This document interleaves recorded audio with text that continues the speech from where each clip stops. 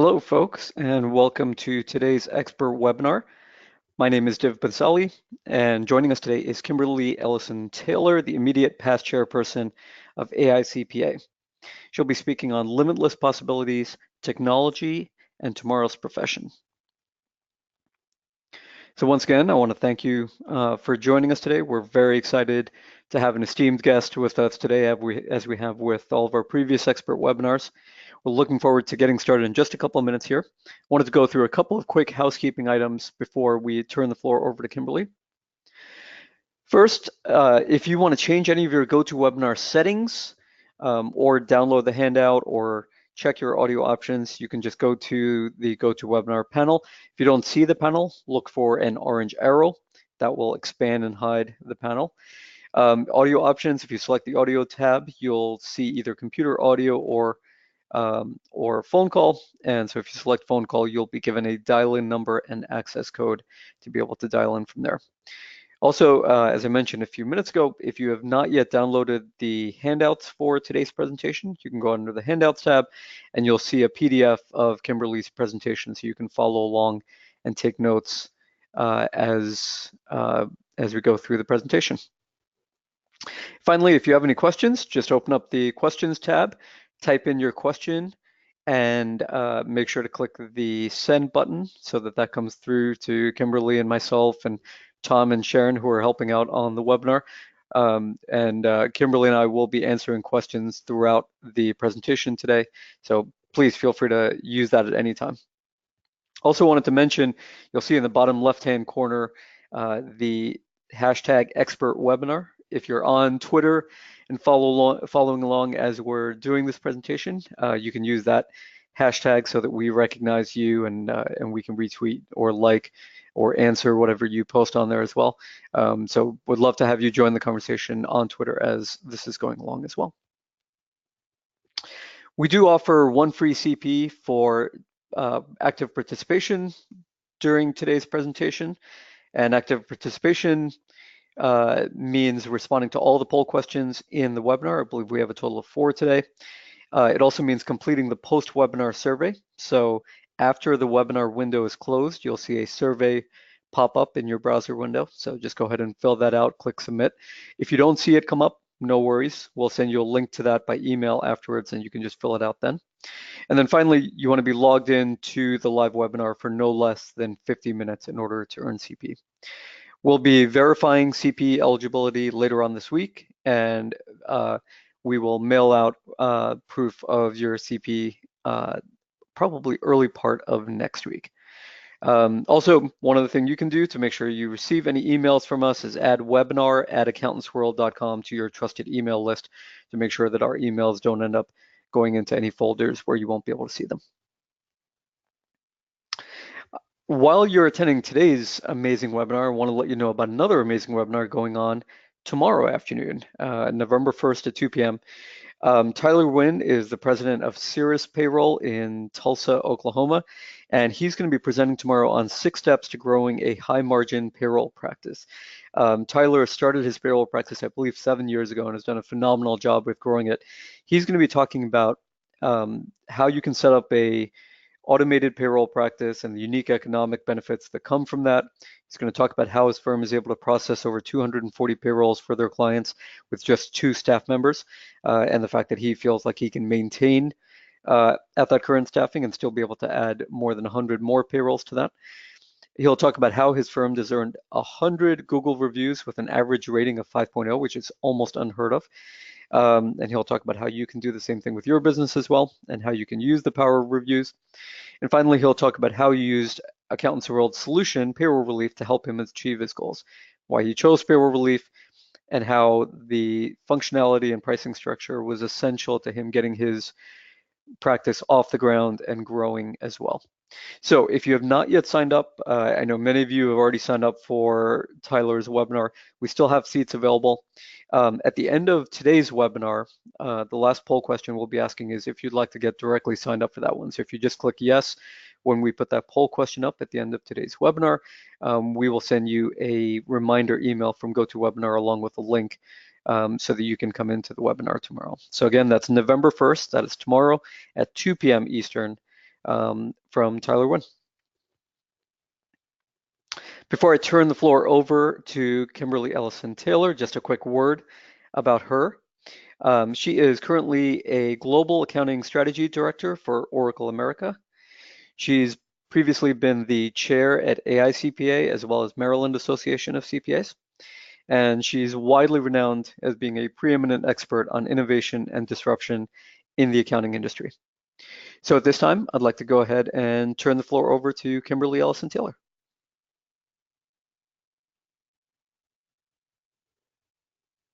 Thank you so much.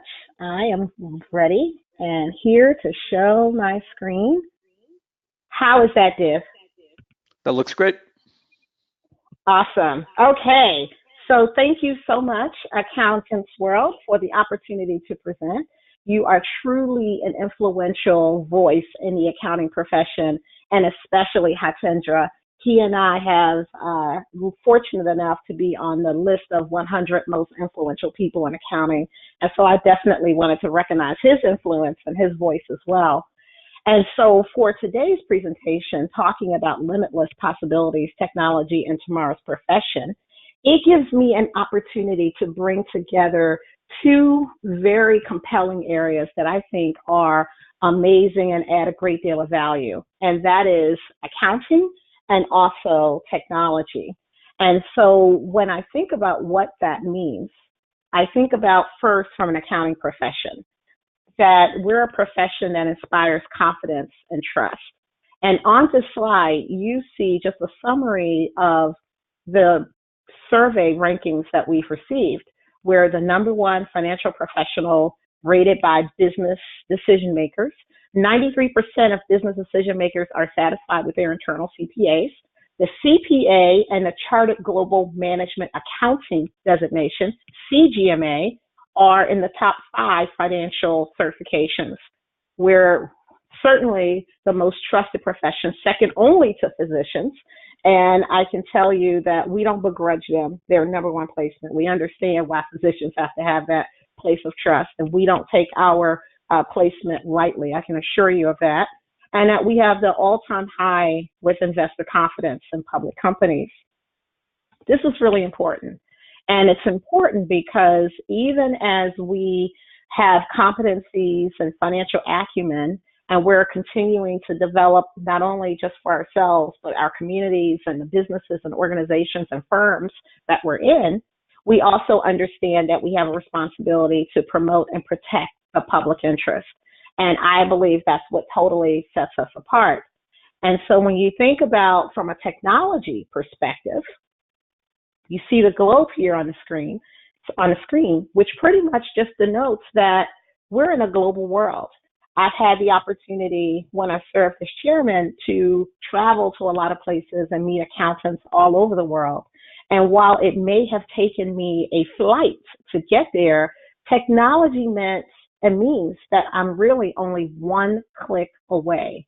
And one click away means that our competitors and people who want mind share and want our trusted advisor position and our clients and customer organizations, they don't have to be in the next city or the next town over. They could be a continent away.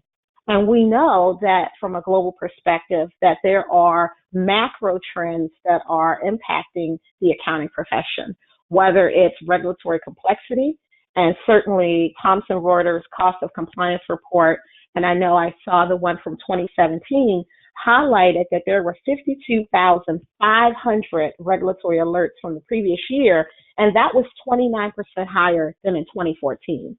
So regulatory complexity is certainly something that globally we see happening all over the world, and certainly as it relates to data privacy. Another area that I think impacts us from a global perspective would be if there were things happening from an instability perspective with governments. And so if you are paying attention to what's happening with Brexit, or maybe what's going on in Venezuela, or unfortunately, with the civil unrest that's happening in the Middle East and around the world, you know that we are impacted. We have interests. Our clients and customers have interests. We're serving and working in multinational organizations. And so we have to pay attention, not just for ourselves, but also for Mr. and Mrs. Main Street investor whose stock portfolios and their retirement plans are impacted by what's happening globally as well. We also know that from a global perspective that there are workforce changes happening in the environment. There's definitely an uptick of 1099 employees because in today's environment, there is an appetite for balancing appropriate to however one wants to achieve how they want to do family and work. And so that means that people want to work where they want from any location and using a multitude of different devices. And so we know that there are a number of workforce changes. The other change, as it relates to the topic we're talking about, is technology. And because technology is such a disruptor and enables transformation, it also means at the same time that we have to pay attention to the risks as well as the opportunities that are afforded by living in such a technology environment. And so that brings us to the slide where we're talking about change. I mean, it's scary in some cases. I know I speak to members who, for some of us, and me included, because I'm Generation X, I didn't grow up with technology. And we always like to tease our millennial colleagues and our Generation Z future bosses that they grew up out of the cradle with a smartphone. Many of us, myself included, learned to type, for instance, on a manual typewriter where you had to move the carriage in order to get it to the next line. And in today's environment, for instance, my sons, I have two, they learn keyboarding, and I can tell you they're not learning to type like we did on the home row, but they can hunt and peck with the best of them and as fast as anyone because they're getting all of that experience texting. So the world is so much faster than we could have ever imagined. And I say all the time, we don't have to be stressed. We just have to be prepared. And I think that we're in a profession that has the greatest opportunity, the most strategic value, the bird's eye view, and the captain's seat inside organizations to help our organizations and ourselves move forward and manage and adapt to change. There's a slide that talks about the pace of change will never be as slow as it is today. And Sue Siegel from GE said this. And I can tell you that as daunting as that is, because you could be thinking if you grew up with the Jetsons, again, analogies or examples from when we were growing up, you never thought that we would have driverless cars or Rosie the robot to greet us at the door. And in today's environment, those are real realities. It's not tomorrow, it's yesterday, because those things have already happened. And so when we start talking about how we're going to be well positioned, what are we going to do, we have to understand that this is the time to do it. We cannot wait until it starts to rain to build the ark.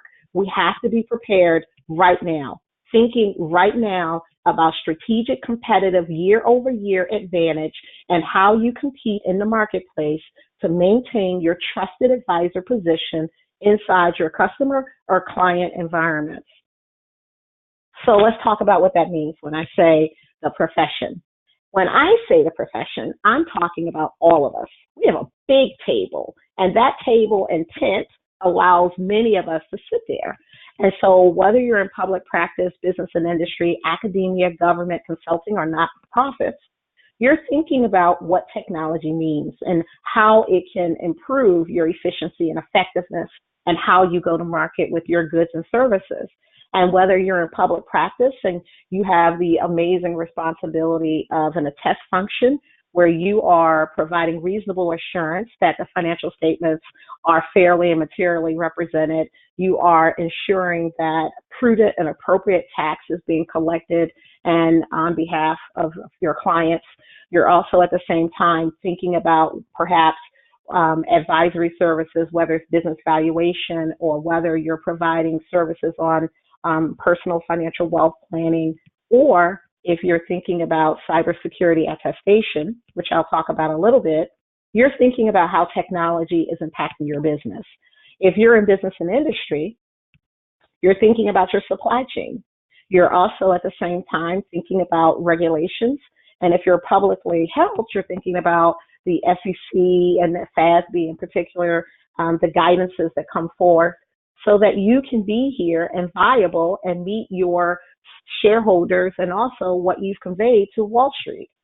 And if you're in the academic environment, you're certainly thinking that, as we hear, and certainly you may be hearing this as well, that more and more students are questioning four-year educations.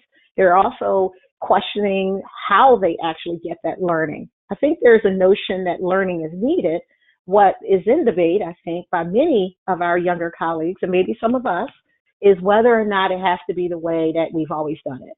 And so I can tell you, I know in the academic environment, the notions that accounting is in one school, IT is another school, I know that those thoughts are really going around and around in many of our deans and university department heads' minds, because a lot of what our students are asking for is context, and are asking for technology to be an everyday part of how they learn, an everyday part of what they need in order to be valuable and hit the ground running when they get inside businesses, organizations, and firms. And so I can tell you, I know from all of the visits that I've paid to universities that this is top of mind. From a government perspective, certainly we have many colleagues who are accountants and CPAs and CGMAs who are elected officials or appointed officials, and they have the responsibility of trying to balance how much we take in versus how much we expend. And while that can be controversial, I know certainly many of us take that role very, very seriously, because we want to make sure that we are leaving future generations in good stead. And in particular, we had at AICPA a past chairman, Greg Anton, who in his year talked a lot about what's at stake, and he talked a lot about the financial statements of the federal government. And so financial literacy and all of the programs that are executed and administered by the federal government are really, really important. And so whenever I have an opportunity to either speak with my government colleagues or colleagues who work and support the government, I know that they are working in an environment that is on behalf of all of us every single day, just like all of the rest of them in particular. From a consulting perspective, someone has to help us provide strategy, provide guidance, talk about what technology means. How do you apply blockchain? Is this going to be in the trough of disillusionment? Is this something that we really should be thinking about? And so our consultants who are CPAs add a tremendous value, because they speak our language and yet they're on the forefront of anticipating change in the future. And I know in particular at the Maryland Association of CPAs, we have amazing leadership in Tom Hood, and we have the anticipatory organization that is in conjunction with Dan Burris. And together they are going around the country talking about anticipatory organizations and leveraging insights to more appropriately bring technology in. And so from a nonprofit perspective, we have colleagues who are administering programs, and they're thinking about grant planning, grant management, how they're going to be doing development, ways that are meeting the compliance guidelines for nonprofit financial statements, how do they comply with the regulations and guidelines for 990s. And so I'm really proud that AICPA has a program or an initiative that supports all of our colleagues, regardless of where you sit. And technology is front and center, because accounting is what we do, technology is how we do it. And because we are operating in so many different segments and facets, it's critical for us to understand where we add value and where there is more we can do. And so this year's theme is called Go Beyond. And the reason that that is so important is because Go Beyond simply says we have to do more. There's more we can do, and how we do it is critical.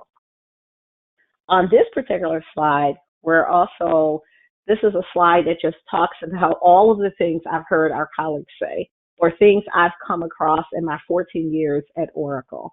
And so whether you are working in public practice or you're working in any of the other functions, what you do is essential, because you are providing guidance on mergers and acquisitions.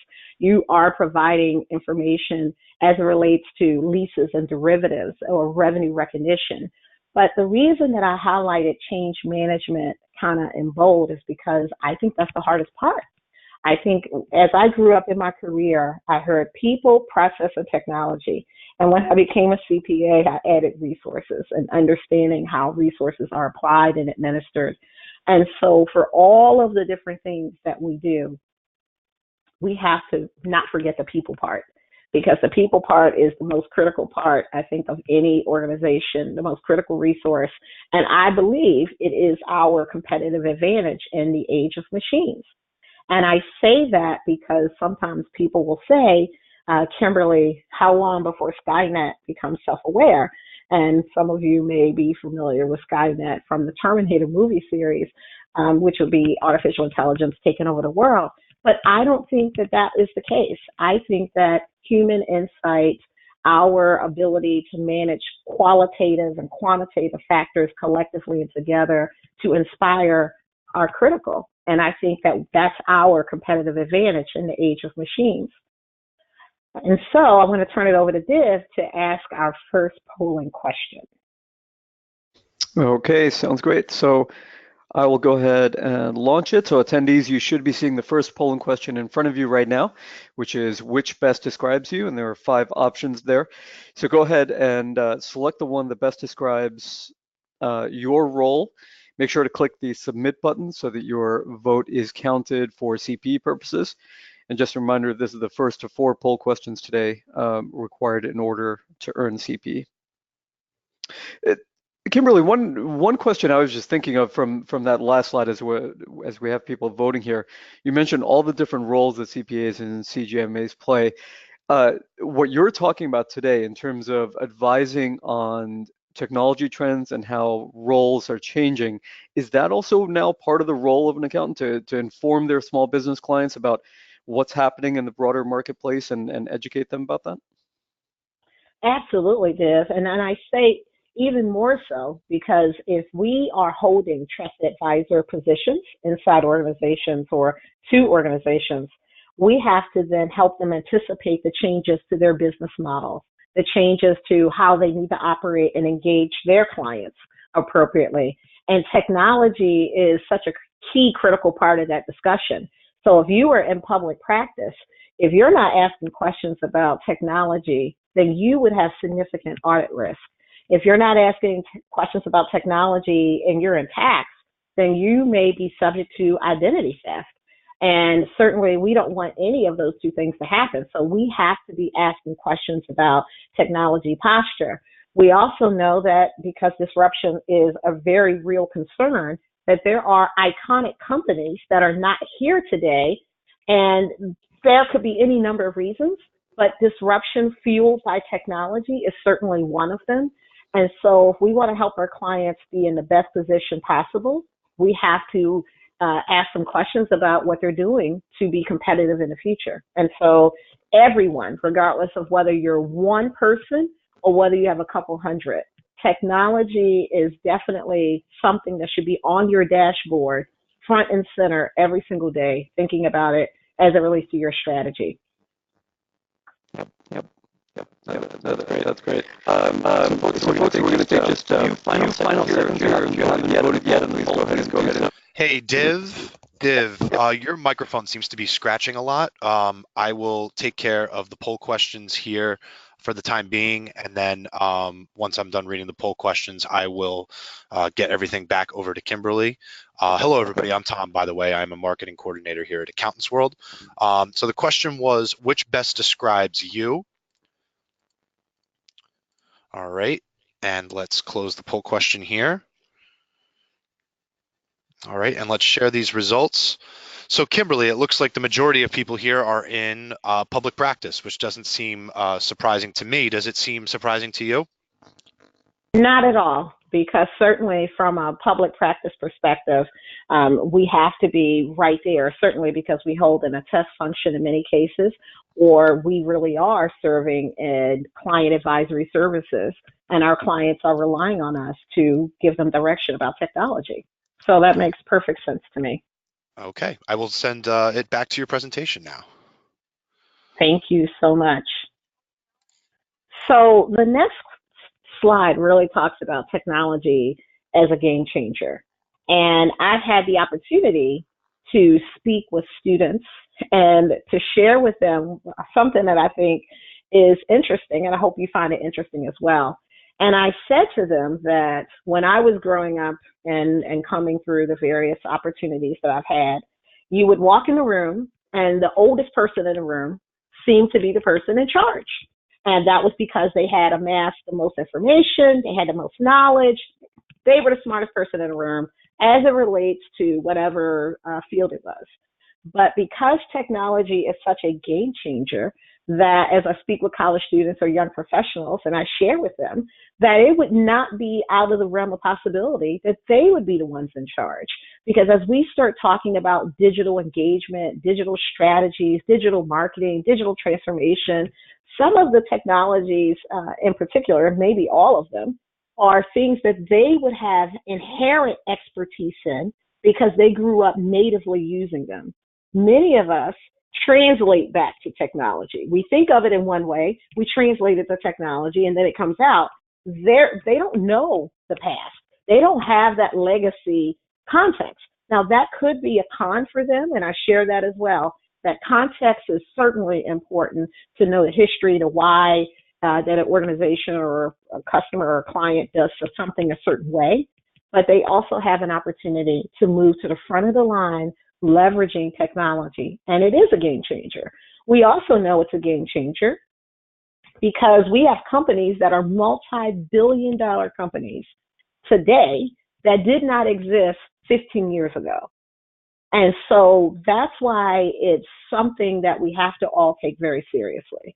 And so I always try to talk about the opportunities to increase and grow your business, the opportunities to increase mind share within your client organizations and customers, and the opportunity to really promote and protect the public interest, which is even more needed. Because if we're still thinking about how we're going to do it and we're in the profession, how would Mr. Main Street investor do it when they may not have the same background or same access to information that we do? And so that's why we have to take this very seriously. Thompson Friedman came out with a book. He's the author of Thank You for Being Late. And in the book, he talks about human adaptability to change. And in particular, he's talking about an inflection point in 2007 where the rate of change really surpassed our ability to consume it. And if you think about what that means, because between 2006 and 2008, we had a whole bunch of change coming on deck. We had the iPad being released. We had Google launching the Android and YouTube. We also had the internet reaching more than 1 billion people. We had Facebook extending beyond just being something that high school and college students use. So that time frame is really a pivotal moment in where we are today. And certainly then it makes sense when he says when fast gets really fast, being slower to adapt makes you really slow and disoriented. We have to make sure that we are riding change like a surfboard so that we don't get disoriented and that we understand its applicability, that we don't do technology just because it's the greatest, latest thing, but it's appropriate and it also has a real tie to the mission, purpose, and value of an organization and client in particular. But truer words have never been said. Certainly I've seen my CEO at Oracle talk about disruption quite a bit. And as you can imagine, since I work in a software organization, our technologies provide mission critical functionality for organizations all over the world. And it's also fueling disruption. And so if you're not disrupting, you are being disrupted. If you're not thinking about technology, if you're not thinking about being competitive, if you're not thinking about how to do it faster, how to be more agile, how to be more innovative, how to help your clients and advise them, then I can guarantee you that there are other organizations thinking about doing it for your client. And that's why it's so important for us to make sure that we're staying ahead of technology, and certainly not ahead, but certainly keeping abreast of what's going on. So this is a slide of what manufacturing used to look like. And because most of us are accountants on this call, I know you've already looked at the next slide, which basically says this is what it looks like in today's environment. And I would dare say, if I were to venture a guess, that many of us knew that the world was changing around us. But only when it crept right up at our doorstep did we realize that we too, in our profession, could be impacted as well.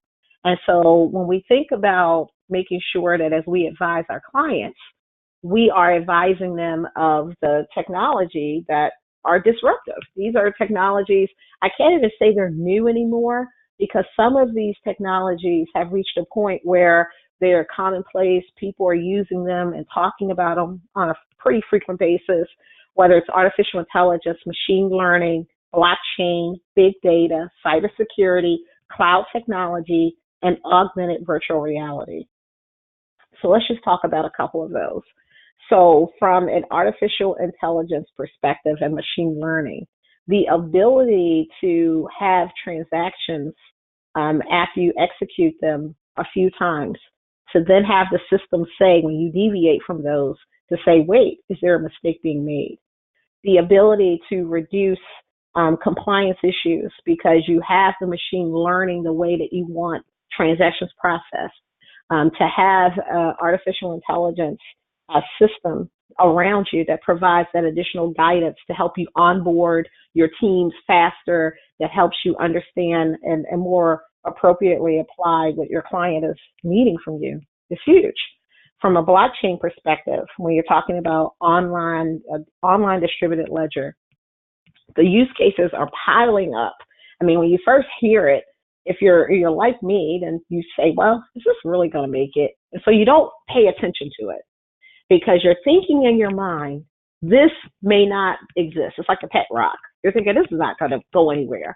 And then you start to see that organizations, and in particular financial services, they're starting to spend a lot of money on different projects. And so now you're hearing about blockchain in healthcare, real estate, media, elections, law enforcement. You're hearing about it in trading, smart contracts, tax administration, and also from an insurance perspective and whether or not people are doing international payments. So blockchain is definitely an area that we want to pay attention to. And so at AICPA, we have a pilot that we're conducting with the Wall Street Blockchain Alliance. And I think it's really important for us to be at that table to have a voice in what's going on. And so our pilot is accounting. And so we will be revealing the results of that pilot as we get them. But certainly we are trying to make sure that we're in the forefront of the change horizon and being then in a position to go back and advise our members, to advise clients, customers, businesses, firms, and organizations of all sizes. From a big data perspective, we were working with Rutgers University on data analytics and how data analytics applies in the audit space in particular, although there are other use cases as well, and how we analyze qualitative elements, unstructured and structured data to help transform the insight that we provide. And I think that's really important. From a cybersecurity perspective, and as well as big data and blockchain and a few of the others, AICPA does have certificate programs because we have webinars just like this one that are no cost because we want the public and our members to be educated and well informed on what it is and what the risks are of each of those. But we also have certificates and conferences for each one of the segments and each one of these various technologies. Certainly with CPA.com would be an area that I would encourage you to go and look up as well.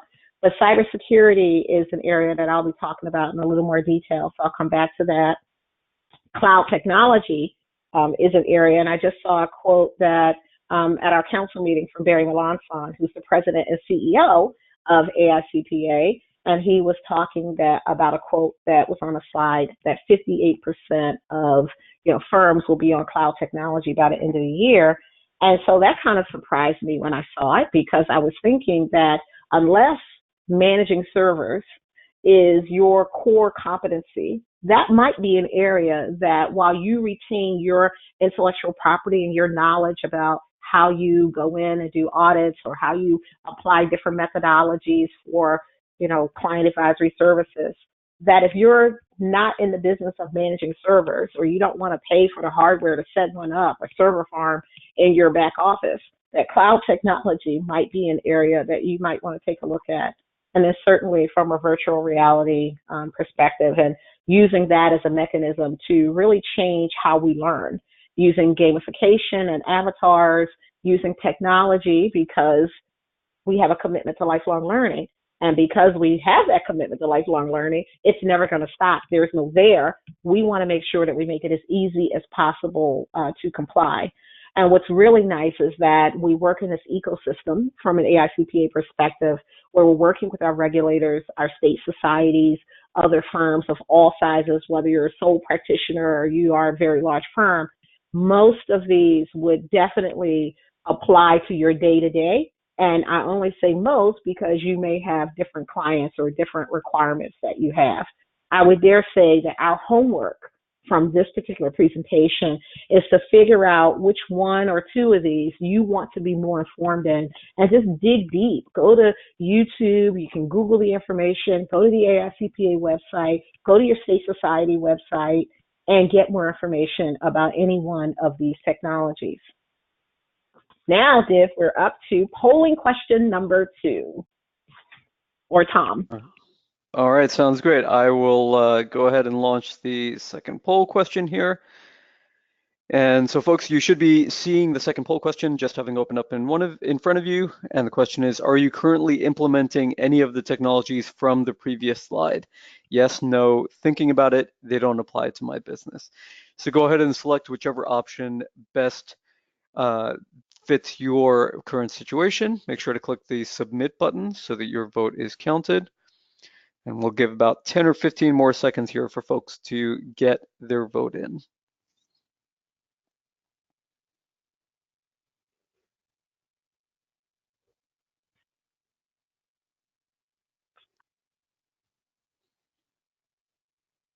All right, so we've got over 90% of you have voted. Let's give a few final seconds for anybody who hasn't. Going once, going twice. Okay, here we go.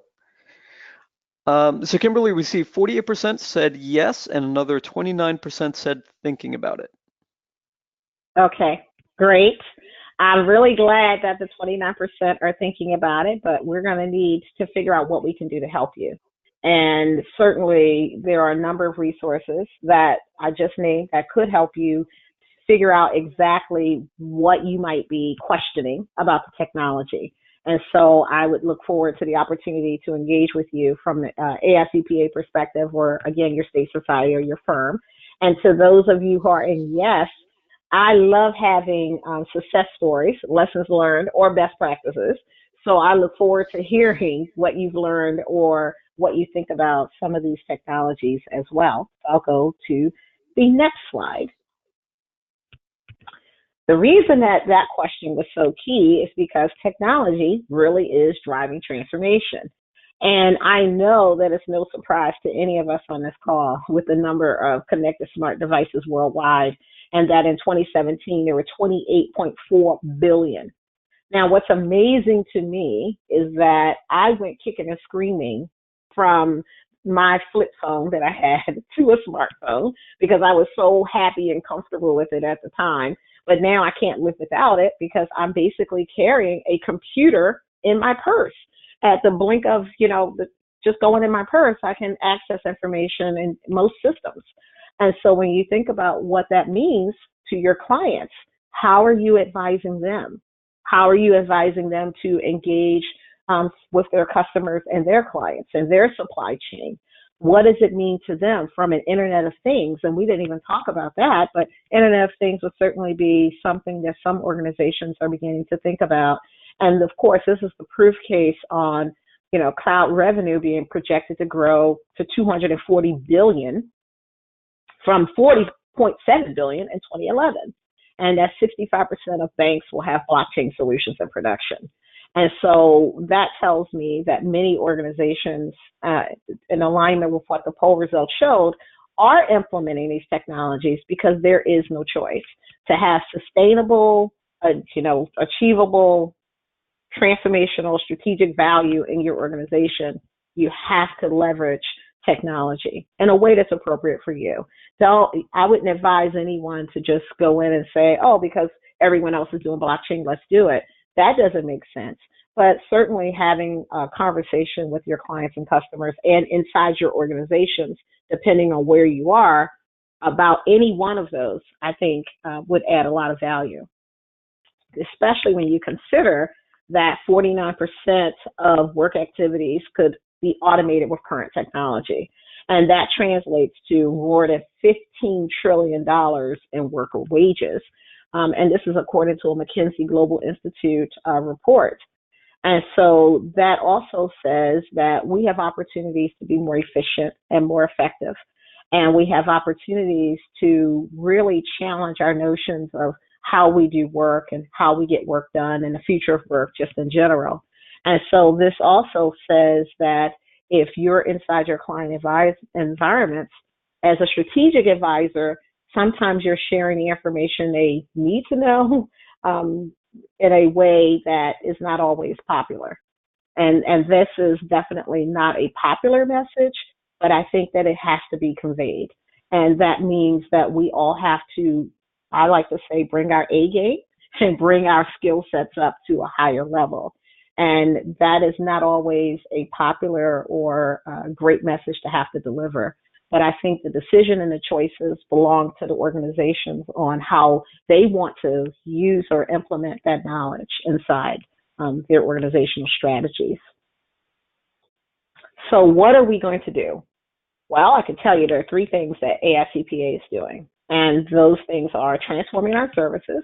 We're focusing on talent management and on talent, and we're positioning for success. And I think that those are three things in particular that will help us not only transform inside our organization, but also allow us to have a voice that is very resounding in the profession, and also advise our members across all those segments. And of course, also our members across all of the various generations. And so what does transforming our services mean? It means, as I noted before, really evaluating our skill sets and looking at the skills that finance executives are looking for. And so in a KPMG and Forbes Insight Audit 2025 report, The Future is Now, it basically said there were three areas that needed improvement. Technology skills, communication skills, critical thinking, and judgment skills are needed. And these three things are only increasing as opposed to how they were ranked in 2014. And so that tells me that if you're in public practice, that your clients are expecting you to have those three areas. And so there are any number of learning competency syllabi or learning institutions that will help you. And again, if there's anything I can do, certainly please let me know, but you can refer to this report as well to get additional information about how you're leveraging technology, how you're communicating, and how you're analyzing and reporting back on what that technology tells you. So technology is also changing audit. And so there's no surprise there that for many of us who perform an audit function or grew up in audit at some point, it was always a key area of focus to figure out which transactions and which controls to sample. Well, what if in a technology environment like the one we're in now, where all 100% of all transactions could be reviewed, anomalies, thresholds, things that you've identified as key risk areas could already be analyzed by your AI system, artificial intelligence, and then a report could be provided back to the audit engagement team to provide additional analysis. Now, that, of course, along with blockchain changing how we audit, would change our methodology. It also means that our standards, the International Accounting Organization Standards Board standards would have to be reviewed. The Auditing Standards Board, I can tell you from an AICPA perspective, has auditing in the future on their dashboard. They know that the standards and regulations and guidances have to be in alignment. The regulator community is also looking at this as well. But those three things also means that we have to have new skills. And it means that the traditional audit team makeup, composition of who's working on the audit, isn't the same team composition as we were on 20 years ago. The new teams would have more data scientists and maybe people with a lot more technology skills than we've ever seen before. And so it definitely, technology is changing how we work, our regulatory environment, and also at the same time, the team members that we need to work for our various organizations. From a cybersecurity risk management perspective, it says 90% of our members, according to the Association of International Certified Professional Accountants, that 90% of our members believe their organization is prioritizing security, cybersecurity. And I'm really happy to hear that, because whenever I hear about the Internet of Things, your refrigerator in the break room is calling out for more soda, you've got a nanny cam, a security cam, a programmable thermostat, anything that you have an IP address associated to is an opportunity for cybersecurity. And certainly we know that a lot of cybersecurity happens because the patches weren't applied, or viruses, or people clicking on the dancing baby because it's so cute, but meanwhile your environment is being compromised, or by flash drives being entered into the environment.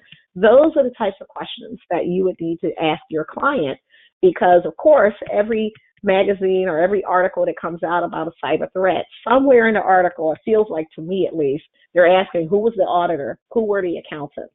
So we're always front and center and ask, where were we when whatever occurred? That means we have to be more prepared and asking questions about what this means. And certainly if the audit committees are also themselves being asked about cybersecurity, we know that there's a greater level of accountability that we're starting to see inside organizations.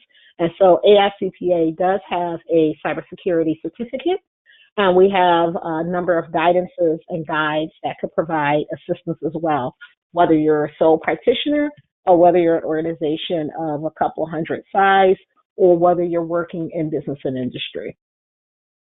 So from the next slide perspective, we have a report that is available online.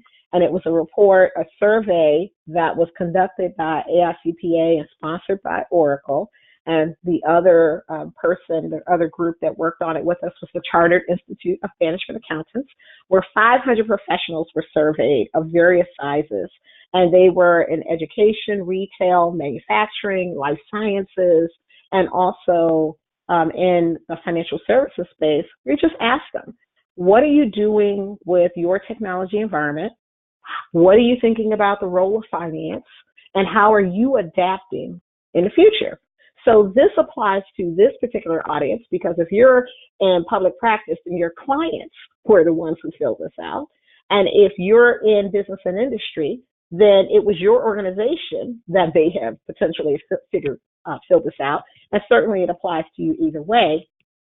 But this basically says that the role of finance is changing because technology is driving that change. And CEOs are now expecting the CFO not to just help preserve the revenue and wealth and check on expenses. They're expecting that the finance organization is a partner to the business, that the finance organization is in lockstep, co-pilot of the organization, as my CEO, Safra Katz, likes to say. It means that the finance role is more critical because we have the bird's eye view of the organization. We know what the trends are. We know that there are operational insights that we can draw and make and conclusions. And so that means we have to have operational agility along with operational efficiency. But most of the organizations would say that they are not really provided the support that they need to be agile, and that they have struggles and challenges with their structure, systems, and skills. Now, if I were in advisory services, I would look at this report and I would say, wow, that's a gap. Maybe that's an opportunity, as long as I don't have an independence issue. That would be an opportunity for me to go inside client organizations and take this report and ask them, well, how are you structured? What technology and systems are you using? And do you feel that your teams are well equipped to manage the change and leveraging technology? Because what we don't want to do is advise our clients or advise that your employers use technology and then not provide the skill sets in order to maximize and leverage it appropriately. And I know we've all seen that, and that's not a good win for any of us. The summary of the report basically says that organizations that really leveraged a new model of how they operated for modern finance saw greater efficiency. They were able to provide better information, self-service, data analytics from a financial planning and analysis perspective.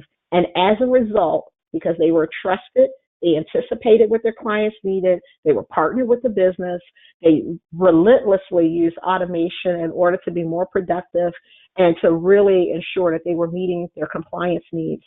They had more influence with the business, and the business, as a result, rated them as more agile, more able to make key decisions and insights and really drive change when needed and not take maybe 2 years to do it. Make change more appropriately and quickly. So, Div, that takes us up to our third polling question and almost to the end of our presentation. Okay, sounds great. I will go ahead and launch the third poll question right here. And so the question that you should be seeing in front of you folks is, which of the following elements of the new finance operating model do you consider most essential to digital age success? Select one of the 3 options there. Make sure to click the submit button. And a reminder that this is the third of 4 polling questions that we'll be doing today. The 4th one will be an Accountants World question in just a few minutes. So please go ahead and get your votes in right now.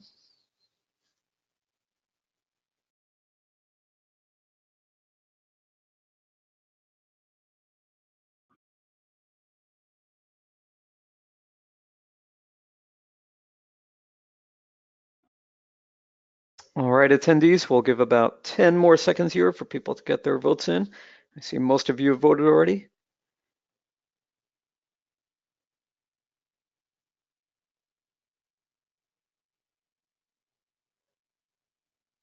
Okay, we are going once, going twice, and closed.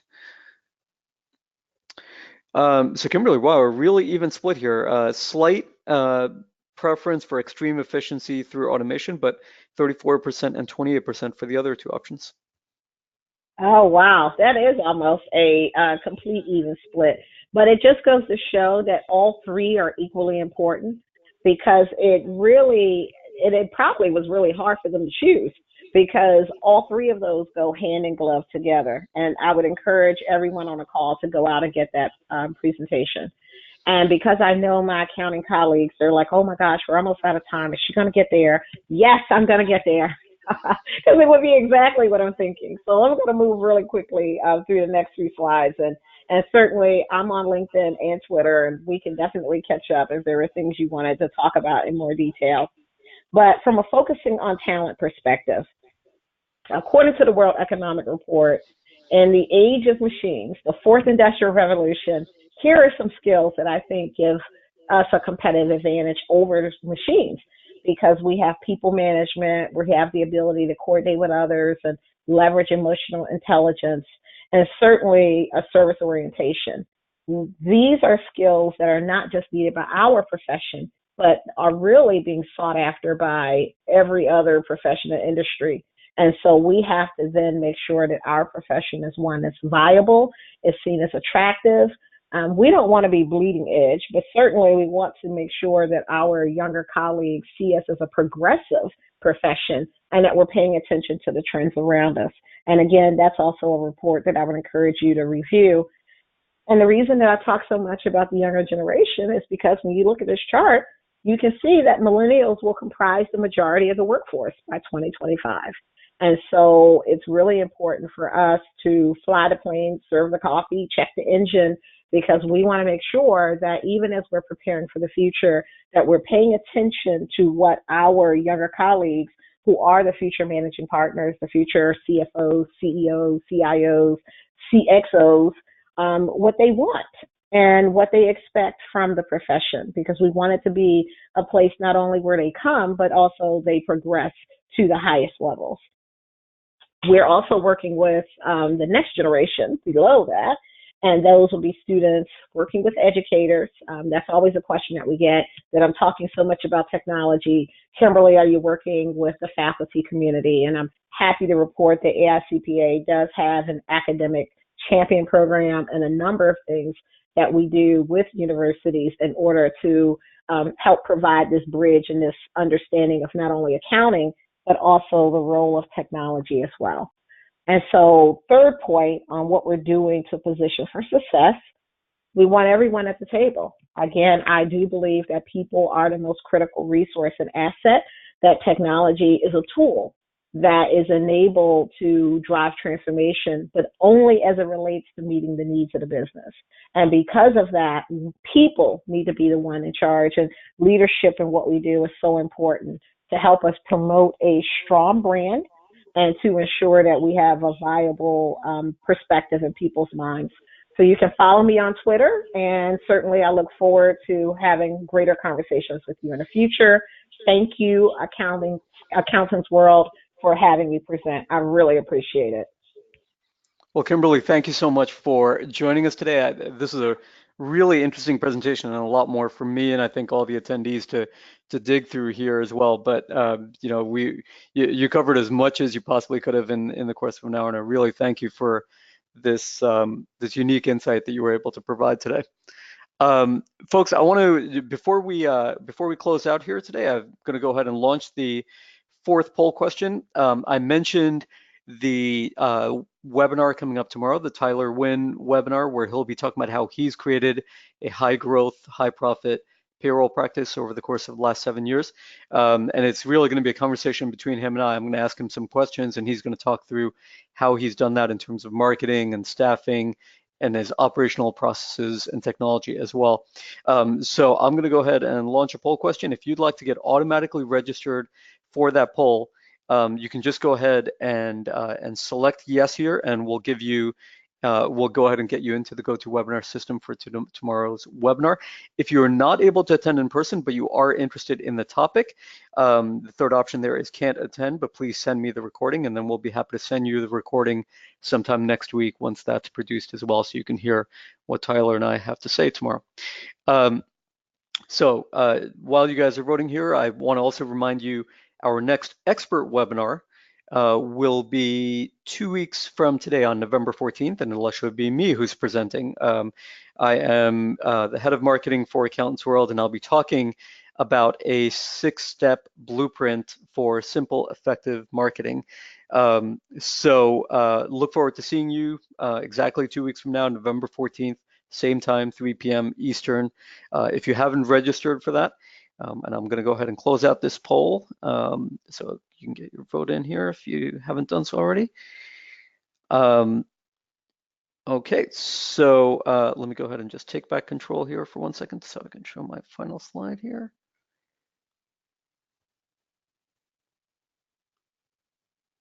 Okay, so I'll be presenting on November 14th, and if you haven't registered for that yet, just go to 2018webinars.com. That's 2018webinars.com, and you can sign up there. If you've already signed up for all of the expert webinars, you'll receive a GoToWebinar invite and reminder before my webinar comes up.